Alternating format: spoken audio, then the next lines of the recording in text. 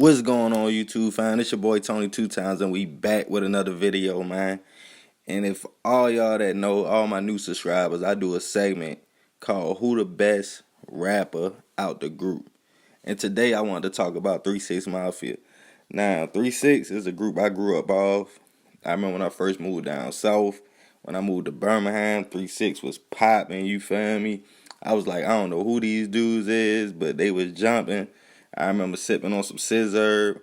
I remember World Domination. All they CDs was pretty much hard. Every party I went to in middle school, they was bumping this, you feel me? They had turn up songs, you know what I mean? They was like that super group back then.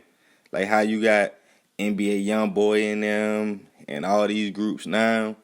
Like Young and Gang, that's who these dudes was back in the day. Now, we're going to talk about, first off, how much they meant to the South, to Memphis, to where they from. Now, 3-6, a lot of people don't know, they came through the game at a tough time when the South wasn't really getting recognized for nothing. You know, DJ Paul and Juicy J, as far as the producer side and as far as finding talent, they did a great job at putting this group together. Juicy J and Project Pat, they blood brothers. You know, you had Gangsta Boo. You know, you had Crunchy Black. You had Lord Infamous. You had T-Rock. A lot of people don't even remember T-Rock. You had a lot of people, you know. You had a lot of people with 3-6. Player Fly, a lot of people don't know about Player Fly. He was with them at one point in time, but he ended up, you know, they kind of started beefing. But I just feel like they story super dope. The music they came out with, some of them songs timeless. They made a lot of money. They took the independent route for a long time. They had movies such as Choices. You know what I mean? Choices, the album. That album still lit. You can still go back and listen to that album.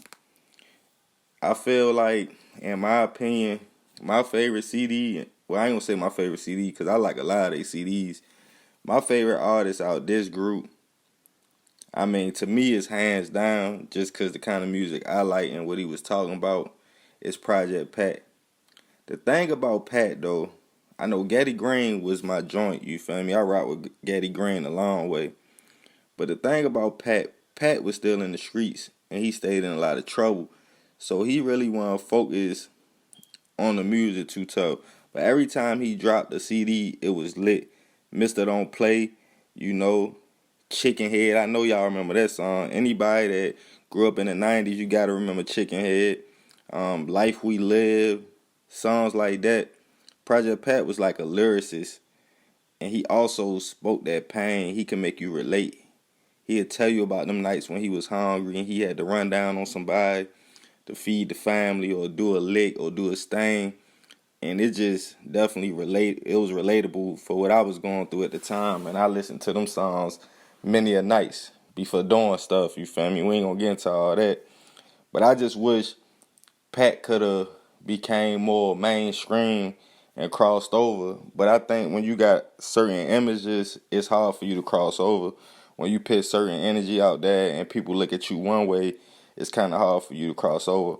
All them talented artists, all them got their own style.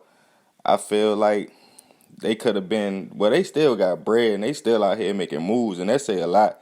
Like, you still see DJ Paul and Juicy J, and this years later, like over 20 years, it ain't too many groups that can last like that. You feel me? So, but that's just my opinion, man. I'm going to go with Project Pat, but I want to know what y'all think in the comment section. Who the best rapper from 3-6 Mafia? If you're new to the fam, be sure to subscribe. Hit the notification bell for uploads. Family, y'all already know what it is. We still on that race to 10K. If you want to support the growth of the channel, check out the links in the description. Man, I got a dope video coming for y'all at 9 o'clock tonight. Be sure to stay tuned. Love.